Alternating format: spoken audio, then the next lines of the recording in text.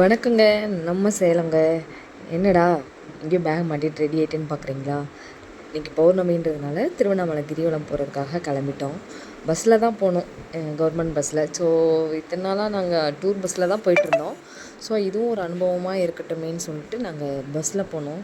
So நேச்சரோட அழகு பாருங்களேன், ஒவ்வொன்றும் செம்மையாக இருக்குது. உள்ளே அண்ணாமலையாரை பார்த்துட்டு நாங்கள் மலை சுற்றணுன்றது தான் ஆசை. ஸோ அதனால் ஃப்ரெண்டு ஒருத்தர் மூலமாக நாங்கள் அண்ணாமலையாரை உள்ளே போய் அவரோட தரிசனமும் அண்ணாமலையார் எங்கள் அப்பா ஈசனை பார்த்துட்டு அப்புறம் தான் மலை சுற்றவே ஆரம்பித்தோம்.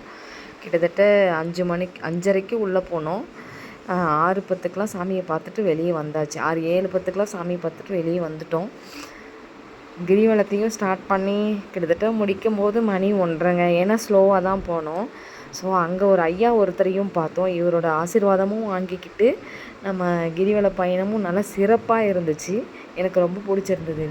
இந்த மந்த்து நான் கிரிவலம் போனது ரொம்ப சிறப்பாக இருந்தது. கால் வலியும் அவ்வளோவா தெரியல ஓரளவுக்கு. ஸோ ஹாப்பியாகவும் இருந்தது. ஆனால் செம்ம கூட்டங்க, எதிர்பார்க்கவே இல்லை. போன மந்த்தை விட இந்த மந்த்து செம்ம கூட்டம் ஹெவியாக இருந்தது. ஆனாலும் இருந்தாலும் அவரை பார்த்துட்டு மலையை சுற்றி அவரோட தரிசனத்தையும் பெற்றாச்சு. ஸோ நம்ம சேனலை வாட்ச் பண்ணிகிட்டே இருக்கோங்க. சப்ஸ்கிரைப் பண்ணாமல் பார்த்துட்டு இருந்தீங்கன்னா சப்ஸ்கிரைப் பண்ணிக்கோங்க, லைக் பண்ணுங்கள், ஷேர் பண்ணுங்கள்.